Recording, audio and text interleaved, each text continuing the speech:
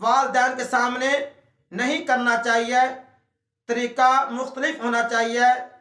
ادب و احترام والا اور تکریم والا، عزت والا طریقہ ہونا چاہیے اور اپنانا چاہیے اپنے والدین کے ساتھ بات کرتے ہوئے۔ حضرت زہیر بن محمد علیہ الرحمہ فرماتے ہیں وَاخْفِضْ لَهُمَا جَنَاحَ الذُّلِّ مِنَ الرَّحْمَةِ کی تفسیر کرتے ہوئے کہ ماں باپ اگر تجھے گالیاں دے یا برا بھلا کہے تو جواب میں یہ کہنا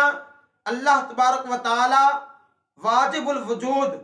مطلق و بسیط اور بے حد آپ پر رحم فرمائے اور آپ دونوں کو بخشش عطا فرمائے۔ مطلب یہ، اگر والدین اپنے بچے کو جھڑکیں یا گالی گلوچ بھی کرے، اللہ تعالیٰ سے دعا کرنی چاہیے، اے اللہ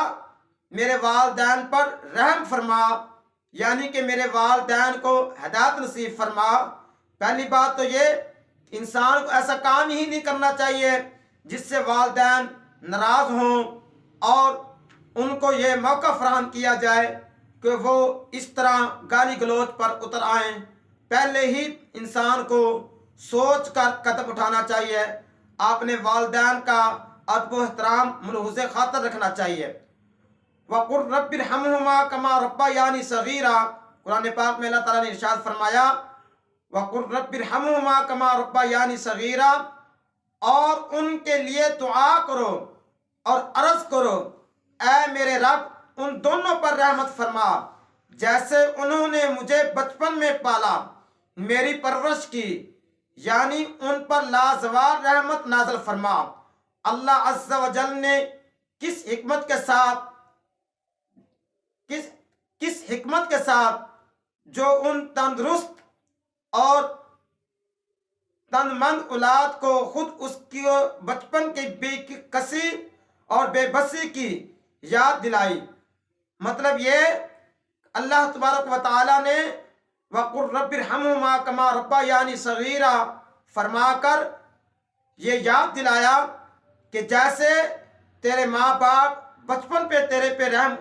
کیا کرتے تھے، اس طرح اب تیرا حق ہے کہ تو اپنے والدین کا بے حد شکر گزار ہو اور ادب و احترام کر۔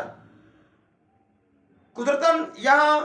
پہنچ کر ہر انسان کو یہ خیال آئے گا ایک ہی دن مجھے بھی اس طرح ضعیف اور معذور ہو کر اپنی اولاد کا محتاج اور تندرست نگر ہونا ہے۔ یعنی اگر انسان یہ اپنے ذہن کے اندر خیال لے آئے اگر آج میرے والدین بڑھاپے کو پہنچ گئے ہیں، اگر وہ میرے محتاج ہیں تو کل یہ وقت مجھ پہ بھی آنے والا ہے، چنانچہ والدین کے لیے حق میں دعائے رحمت کرتے رہنے سے خود اپنے دل میں بھی ان کے متعلق جذبات محبت اور رحمت پیدا ہو جائے گی، اور پھر یہ دعا کرنا اے پروردگار ان پر رحم فرما، گویا یہ دعا کرنا اے پروردگار انہیں دنیا اور آخرت کی بھلائی سے مالا مال فرما۔ اللہ تبارک و تعالی واجب الوجود اور مطلق بسیط نے آیت کریمہ میں اول حکم اپنی عبادت کا فرمایا ہے، اور شرائع انبیاء اکرام علیہ السلام کا سب سے بڑا حکم یہی ہے۔ اس کی تعمیل کے لیے انبیاء الرسل علیہ السلام معبود فرمائے گئے، کتابیں اور صحیفے اتارے گئے۔ اللہ تبارک و تعالی معبود برحق کی عبادت برحال فرض ہے اور لازم ہے، اور اس نے چونکہ انسانوں کو وجود بخشنے کا ذریعہ ان کے ماں باپ کو بنایا ہے،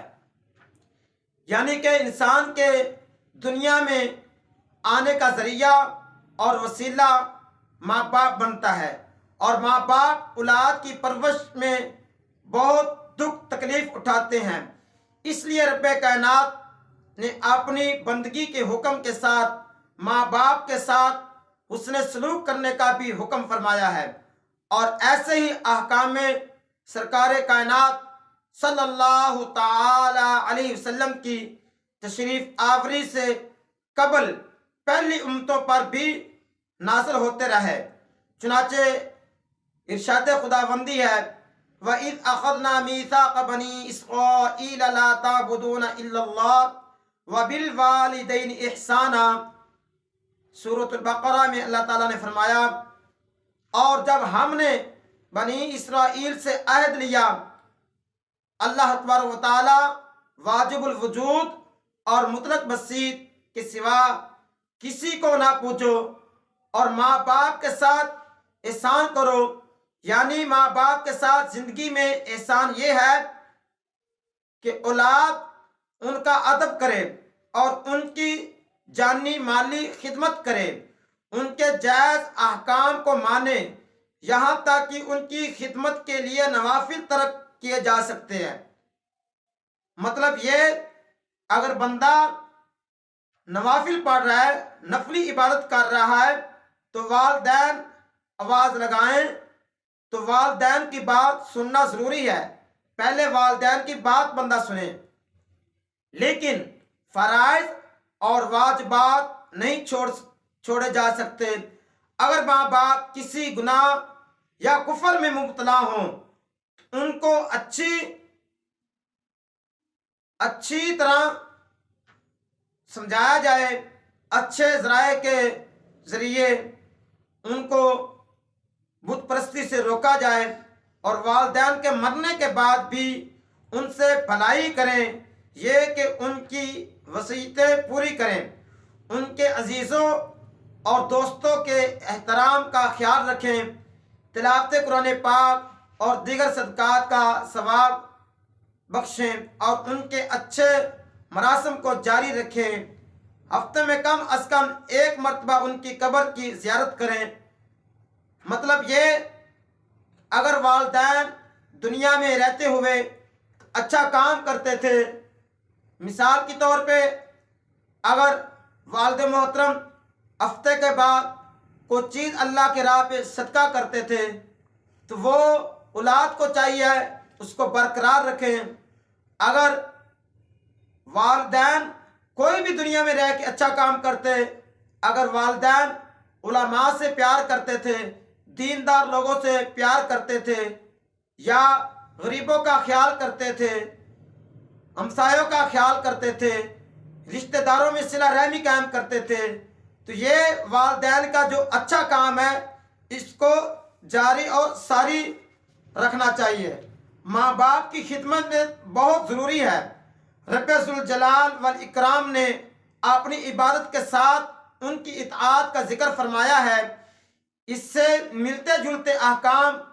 تورات میں موجود تھے اور اب بھی موجود ہیں، تو اپنے ماں باپ کو عزت دیں، اپنے ماں باپ اور اپنی ماں کو عزت دیں جیسا تیرے خدا نے فرمایا۔ اللہ تبارک و تعالی نے اپنی عبادت کے ساتھ ساتھ والدین کے ساتھ احسان کرنے کا جو ذکر فرمایا ہے اس کی چند وجوہات ہیں۔